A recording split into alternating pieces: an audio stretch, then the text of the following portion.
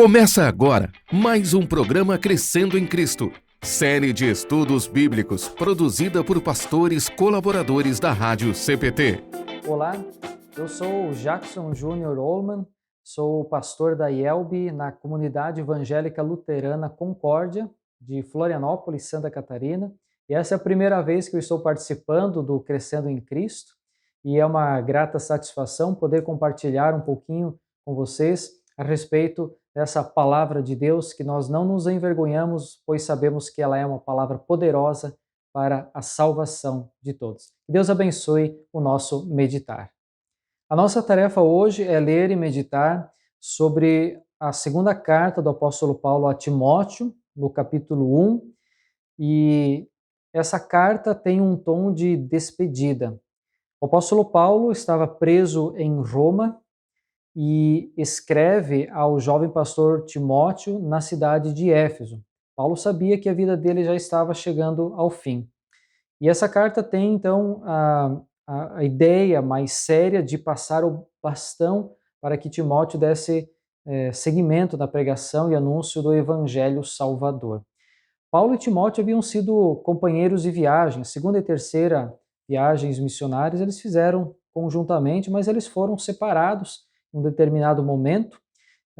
E aí então o apóstolo Paulo escreve essa carta no ano de 67, 68 depois de Cristo. Um pouco antes, no ano de 64, o imperador Nero começa a perseguir os cristãos porque ele colocou a culpa de um grande incêndio que havia acontecido em Roma nas costas dos cristãos. Então, muitos cristãos foram perseguidos, presos, mortos. Então, todo esse contexto de perseguição acabou chegando até o apóstolo Paulo. Vamos então acompanhar e usar a versão revista e atualizada. Eu sugiro que você leia todo o capítulo e depois volte, porque a gente vai então chamar a atenção de algumas partes, alguns versículos desse texto aqui. Vamos então, primeiramente, o versículo 1 e 2. Paulo, apóstolo de Cristo Jesus, pela vontade de Deus, de conformidade com a promessa da vida que está em Cristo Jesus, ao amado filho Timóteo, graça, misericórdia e paz da parte de Deus Pai e de Cristo Jesus, nosso Senhor. Essa saudação é uma saudação carinhosa. Paulo e Timóteo eram companheiros, eram irmãos na fé. Paulo tinha em Timóteo um querido filho na fé e esse carinho é expresso aqui. E Paulo sabia que tinha sido chamado pela vontade de Deus. E ele cita aqui, em conformidade com a promessa da vida que está em Cristo Jesus. E Paulo cria nessa promessa e anunciava essa promessa. E aí, então, nesse sentido, a gente vê tem uma lição e que a gente pode também tratar os nossos irmãos e irmãs na fé com carinho, com amor, conforme Jesus disse lá em Mateus 22, amarás o teu próximo como a ti mesmo. Apesar de ser uma carta com um tom bastante sério e definitivo, desse passar o bastão, o apóstolo Paulo também expressa o seu carinho de irmão ou pai espiritual de Timóteo. Versículos 3 ao 5, dou graças a Deus, a quem desde os meus antepassados sirvo com consciência pura, porque sem cessar me lembro de ti nas minhas orações noite e dia. Lembrado das tuas lágrimas, estou ansioso por ver-te para que eu transborde de alegria pela recordação que guardo da tua fé sem fingimento, a mesma fé que primeiramente habitou em sua avó Lóide e em tua mãe Eunice, e estou certo de que também está em ti. Mas como assim consciência limpa? Paulo não havia sido perseguidor da igreja? Pois bem, nesse sentido o apóstolo Paulo também expressa que ele recebeu, aceitou e creu no perdão dado pelo Senhor Jesus. Nós sabemos que uma das tarefas mais difíceis é perdoar a nós mesmos, os nossos pecados, dos nossos erros. E o apóstolo Paulo conseguiu e viveu isso, tanto que ele transbordava de alegria e de alívio justamente por causa desse Deus perdoador, esse Deus em Cristo Jesus. E como é maravilhoso nós sentirmos esse perdão, é importantíssimo nós recebermos esse perdão e também compartilhar dele sem peso na consciência, apesar das atrocidades, nós, apesar também dos nossos pecados. E o apóstolo Paulo, então, lembra de Timóteo nas suas orações, e como é bom a gente saber que pessoas estão orando por nós. Deus nos sustenta de forma misericordiosa, porque, como disse Jesus, onde 2 ou 3 estão reunidos em meu nome, eu estou ali no meio deles. Quando 2 pedirem a mesma coisa, isso será feito pelo meu Pai que está no céu. Então, nesse sentido, a gente pode ter a certeza de que as orações são atendidas. O pastor diz para os seus congregados, eu estou orando por ti. Os congregados dizem, pastor, eu estou orando pelo Senhor. Então, colegas pastores oram uns pelos outros. Irmãos e irmãs na fé oram uns pelos outros. E o apóstolo Paulo tem a imagem de Timóteo em lágrimas. Provavelmente quando eles foram separados, Paulo viu Timóteo chorando. E talvez Paulo estava já com muita saudade desse seu filho querido na fé. A gente sabe que temos também saudade uns dos outros. Saudade de estarmos reunidos, saudade de compartilharmos momentos agradáveis, de compartilharmos momentos difíceis. Então, Paulo está sentindo-se assim também. E como ele via o seu filho na fé chorando, isso bateu ainda mais forte. Mas talvez como um consolo, o apóstolo Paulo lembrou da fé que ele tinha. É uma fé, digamos, hereditária, não era uma fé mágica. Uma fé que foi ensinada pela avó Lloyd e a mãe Eunice, que foram convertidas à fé cristã. E elas transmitiram isso ao seu filho, ou ao seu neto. Bem, lembramos também, lá em Deuteronômio capítulo 6, onde é dito ao povo de Israel que deve ensinar as leis em casa, fora de casa, quando se deitarem, quando se levantarem, repetir as leis. Assim também lá em Provérbios, eduque a criança no caminho do Senhor. E Eunice e Lloyd tiveram o privilégio de ensinar isso ao jovem pastor Timóteo. E é interessante como esse exemplo de fé foi significativo para o apóstolo Paulo, pois ele via em Timóteo essa mesma fé. A gente só pode compartilhar aos outros aquilo que nós recebemos ou aquilo que nós temos. Só repassamos aquilo que é significativo, aquilo que consideramos importante. Muitas vezes a gente cai no erro de dizer, eu não tenho tempo, eu não consigo dar atenção aos meus filhos na fé cristã. Mas isso a gente deveria rever, porque os tempos são maus, as dificuldades sempre vêm, e quem tem Cristo como firme fundamento pode seguir em frente apesar das dificuldades. Mesmo que andemos por um vale escuro como a morte, o Senhor continua sendo o nosso pastor. E Paulo via em Timóteo essa firmeza de fé, um homem de fé, um filho que se tornou homem de fé, um homem de Deus. Timóteo foi dado a Eunice e a Lloyd, e elas então consagraram Timóteo ao Senhor ao compartilhar a santa palavra. Versículo 6 da carta diz assim, por esta razão, pois te admoesto que reavives o dom de Deus que há em ti pela imposição das minhas mãos. Esse reavives não significa que Timóteo havia abandonado a fé. Mas Paulo dá o conselho de que ele reavive, dê vida nova, ou que ele persevere, continue com essa fé viva e ativa, que na verdade era um dom de Deus que foi passado ao jovem pastor Timóteo pela imposição de mãos. E dessa forma é que pastores também são confirmados no ministério pastoral, inclusive é uma prática na nossa igreja. Uma confirmação pública no ministério, e isso não é só com os pastores. Provavelmente você também recebeu a imposição de mãos, por exemplo, no dia do seu batismo.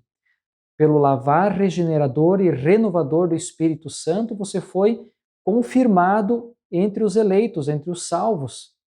E essa confirmação se deu também pela imposição de mãos por um pastor. E mais tarde, também no que nós chamamos de instrução de confirmandos, os adolescentes são confirmados nessa fé. Diante do altar do Senhor, eles confirmam a fé batismal e recebem também a imposição de mãos. Também algo público, cerimonial, demonstrando que aquela pessoa é confirmada entre os eleitos, entre os salvos, uma pessoa que confirma a sua fé cristã. Então, essas palavras do apóstolo Paulo também servem para nós. Mantenha viva essa fé, persevere nessa fé em Cristo Jesus, que na verdade é o dom que você recebeu. Versículo 7. Porque Deus não nos tem dado espírito de covardia, mas de poder, de amor e de moderação. Isso é, de fato, uma frase de impacto. Deus não nos tem dado espírito de covardia, ou seja, de timidez. O cristão não deveria ser aquele que anda em cima do muro, incerto ou com receio. Mas nós recebemos, como disse aqui o texto bíblico, o espírito de poder, amor e moderação. E aqui o espírito significa essa aptidão de realizar a sua vocação, o seu trabalho como cristão, a vida cristã aqui nesse mundo, com poder, com amor e com moderação. E essa palavra moderação significa ter consciência daquilo que é correto. E é assim que se deve aplicar. É o bom senso, a sensatez diante das coisas corretas. E mais tarde o apóstolo Paulo vai inclusive dar o seu testemunho de fé. Eu sei em quem tenho crido. E é isso que ele também recomenda ao jovem pastor Timóteo e a nós. Deus não nos tem dado espírito de covardia. Versículos 8 ao 12. Não te envergonhes, portanto, do testemunho de nosso Senhor, nem do seu encarcerado, que sou eu. Pelo contrário, participe comigo dos sofrimentos a favor do Evangelho, segundo o poder de Deus que nos salvou e nos chamou com santa vocação, não segundo as nossas obras, mas conforme a sua própria determinação e graça, que nos foi dada em Cristo Jesus antes dos tempos eternos e manifestada agora pelo aparecimento de nosso Salvador, Cristo Jesus, o qual não só destruiu a morte, como trouxe à luz a vida e a imortalidade mediante o Evangelho, para o qual eu fui designado pregador, apóstolo e mestre. E por isso estou sofrendo essas coisas. Todavia, não me envergonho, pois sei em quem tenho crido e estou certo de que Ele é poderoso para guardar o meu depósito até aquele dia. O apóstolo Paulo aqui dá um grande testemunho de fé diante daquilo que Deus fez, não só por ele, mas por toda a humanidade. E ele recomenda ao jovem pastor Timóteo, não se envergonhe, mas sofra comigo, por causa do Evangelho, em favor do Evangelho. E é um convite um tanto estranho. Né? Quem é que tem prazer em sofrer? Quem é que vai aceitar um convite para sofrer? Mas aqui o apóstolo Paulo está reforçando essa consciência que não só Timóteo, mas todos os cristãos devem ter, de que seguir em fé, defender a palavra de Deus diante desse mundo cheio de pecados, pregar a palavra de Deus clara e puramente e assim viver, indica sim perseguição. Provavelmente você conhece pessoas cristãs que nasceram, cresceram, morreram sem nenhuma dificuldade quanto à fé cristã. Mas todos os cristãos estão passíveis a sofrer perseguições. E provavelmente Timóteo também estava sendo ou recebendo oposição tanto de cristãos como de não cristãos, ou pessoas crentes e descrentes. E aí, então Paulo diz para ele, não se envergonhe de Cristo, nem mesmo do próprio apóstolo Paulo que estava preso por causa da pregação do Evangelho, mas sim que ele fosse viver firmemente a sua fé em Cristo Jesus. Tá? E lá no versículo 12, aquele versículo que eu citei antes, o apóstolo que está na cadeia por ser cristão e pregar o Evangelho, ele dá o seu testemunho de fé. Eu sei em quem tenho crido. Você teria essa condição hoje de dizer, eu sei em quem tenho crido?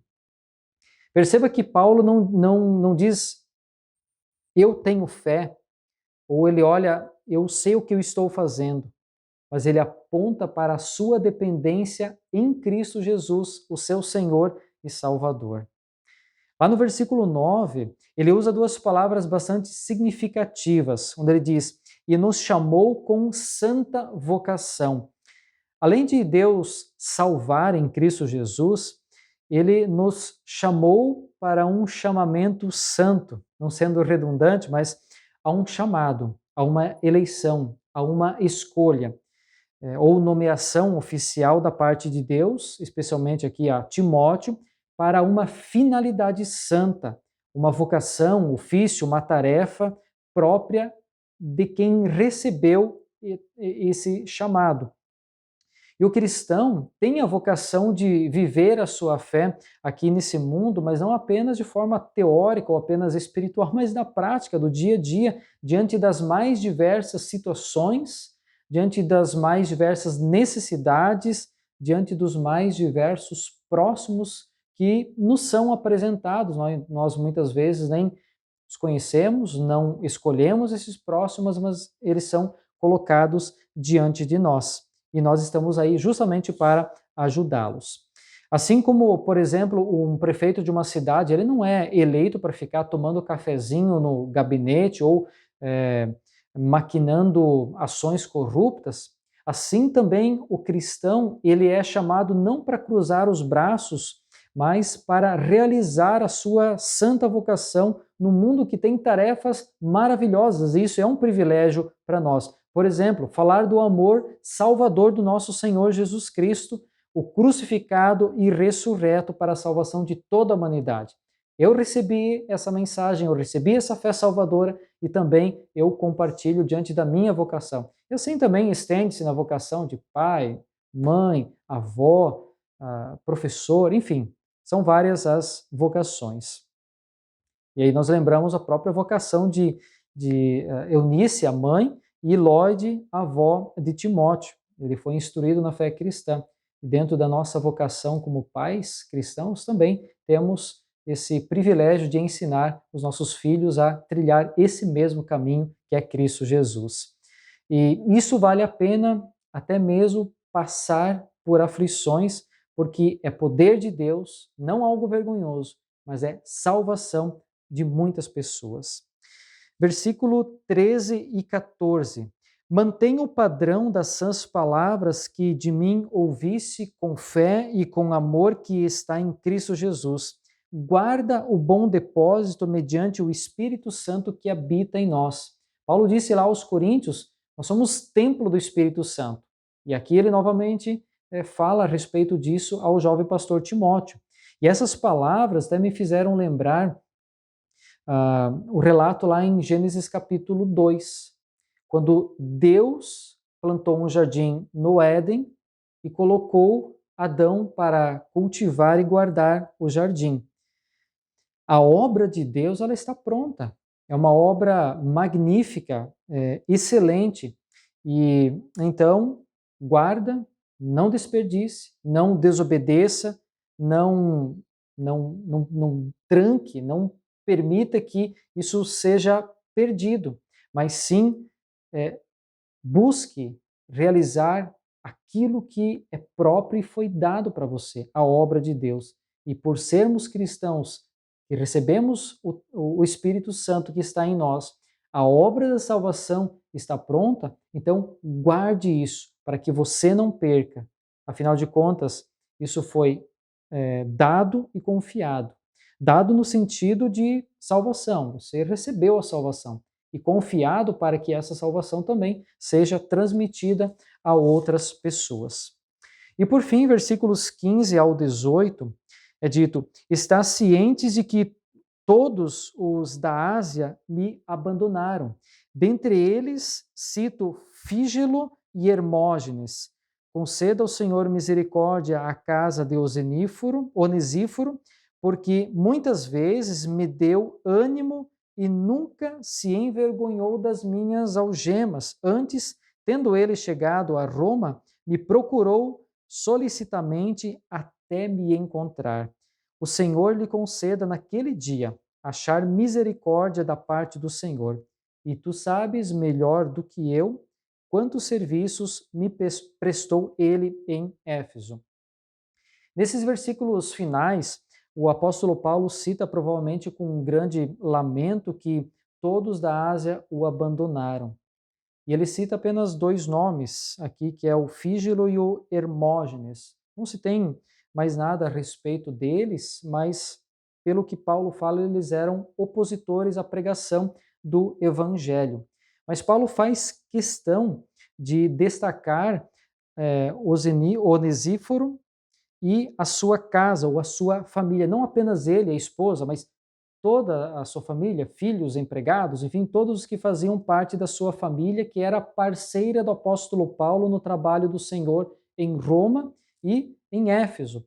Por isso, ele também reconhece essa parceria, esse serviço de amor, e intercede por ele, sua família, justamente porque Paulo foi ajudado emocionalmente, através das orações, de forma material, como cristãos devem fazer uns com os outros. A vocação de Paulo era diferente da vocação de Onesíforo. Então, Onesíforo ajudou Paulo, e Paulo, com a sua vocação de pregador do Evangelho, também auxiliou a manter a fé de Onesíforo e a sua família.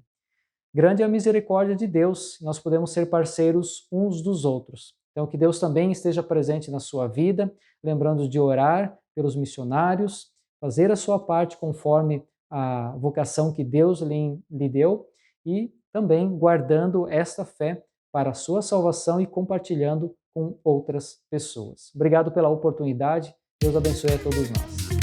Acompanhe este e outros programas em radiocpt.com.br.